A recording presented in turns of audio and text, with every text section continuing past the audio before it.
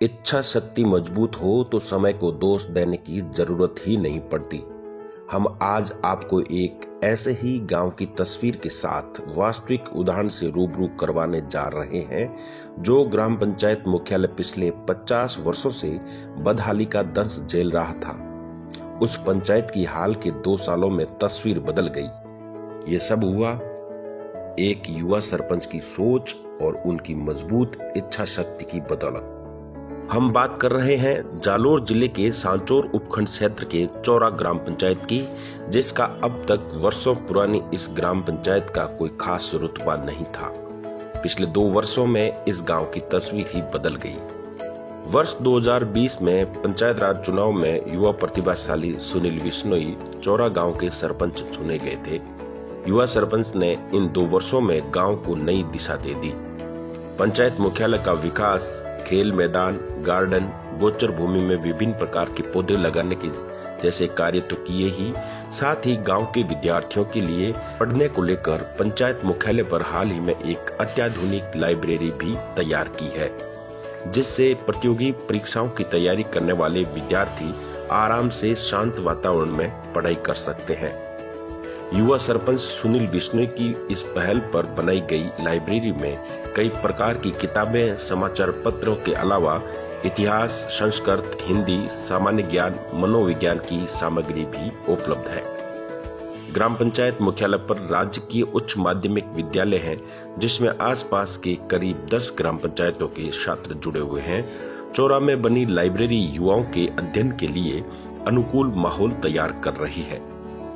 सरपंच सुनील बिश्नोई के चौरा पंचायत के लिए किए जा रहे इस प्रकार के कार्यों की चहुं और सराहना की जा रही है। अशोक बिश्नोई है और पहले मैं एसएससी की तैयारी कर रहा था अभी, तो इससे पहले जोधपुर जाना पड़ता था, वहाँ पर लाइब्रेरी और कोचिंग ज्वाइन करनी थी, तो लगभग 5-6 हज़ार का खर्चा आ जाता था।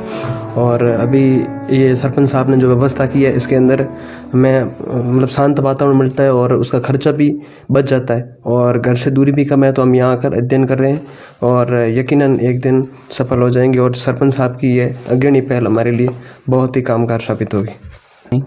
अभी ग्राम सिकमेंस की तैयारी कर रहा हूँ, प्री में शायद हो जाएगा। और युवाओं की पहल पर हमने सिर्फ सरपंच को एक कहा था कि लाइब्रेरी बनाओ, हम दूर पढ़ने नहीं जा सकते, घर से गरीब घर के हैं तो दूरी तय करना मुश्किल होता है।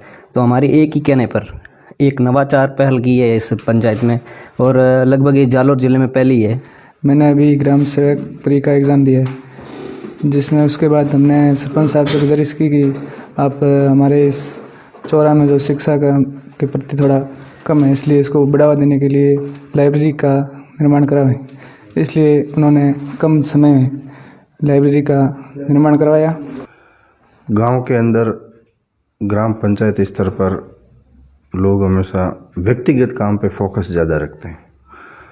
मेरे अंदर ये विचार आया है कि मैं ऐसे सार्वजनिक काम करूं जिससे ज़्यादा से ज़्यादा लोग लाभान्वित हो। गांव के अंदर ऐसा माहौल तैयार हो जिससे शिक्षा के क्षेत्र में भी गांव के बच्चे पढ़ाई के लिए असुविधा कहीं नहीं दिखे। अच्छे माहौल और अच्छी व्यवस्था के लिए मेरे ग्रामीण विद्यार्थी जो बाहर जाकर लाइब्रेरी ज्वाइन करते, पढ़ाई के लिए एक माहौल ढूंढते, उसी माहौल को मैंने गांव के अंदर पैदा करने के लिए एक दिमाग में सोच उपजी। तो मैंने कहा क्यों ना पंचायत के अंदर ही खंडर पड़े भाग को अच्छे से करके और क्यों नहीं किया जाए। इसलिए पंचायत के अंदर ही एक रूम बना हुआ था, उस हॉल को मैंने लाइब्रेरी के रूप में तैयार किया, जिससे मेरे गांव के किसी भी बच्चे को पढ़ाई के लिए असुविधा ना हो, किसी भी कंपटीशन एग्ज़ाम के लिए इधर उधर भटकना ना पड़े और एकांत वातावरण, शांत वातावरण जहाँ सिर्फ पढ़ाई का ही माहौल हो, उस तरीके से मैंने इस लाइब्रेरी को बनाया। और मैंने उसके लिए बुक्स भी यहाँ पे लाके सुविधा दी, ताकि किताबों के लिए भी किसी भी बच्चे को इधर उधर भटकना ना पड़े। किसी भी तरह भी कंपटीशन एग्ज़ाम की बुकें हैं, सब यहाँ पर अवेलेबल है। और धीरे धीरे जिस प्रकार से बच्चे पढ़ाई करेंगे उस हिसाब से बताएंगे, उस हिसाब से उनकी और बुकें भी अवेलेबल करवाई जाएगी। और गांव शहर के अंदर अपन लाइब्रेरी ज्वाइन करते हैं, फिर टहलने के लिए अपन गार्डन भी ढूंढते हैं, तो उसकी भी व्यवस्था मैंने यहाँ पंचायत के अंदर ही गार्डन भी बना दिया, बहुत ही अच्छा, जहाँ कुछ 5-6 घंटे स्टडी करके 10-15 मिनट गार्डन के अंदर घूम के वापस आ सके और वापस पढ़ाई कर सके।